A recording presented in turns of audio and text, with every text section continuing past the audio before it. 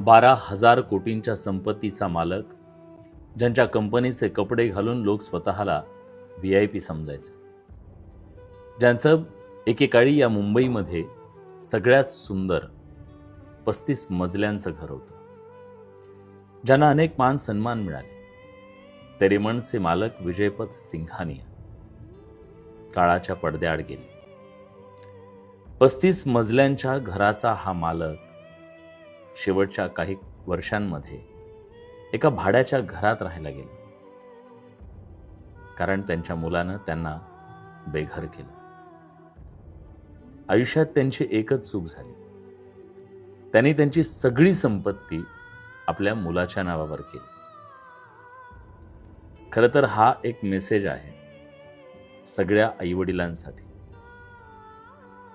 तुम्ही तुमच्या मुलांसाठी सगळं काही करता, खूप कष्ट करता, नक्की करा, करायला हवं. पण जिवंतपणी सगळं काही मुलांना देऊन टाकणं कितपत योग्य आहे? आपले हातपाय कापून स्वतः लुळंपांगळं होणं कितपत योग्य आहे? जर शेवटपर्यंत राजासारखं जगायचं असेल ना, तर काही संपत्ती हे हातात असू द्यायला हवी. कारण हे जग श्रावण बाळाचं नाहीये मित्र.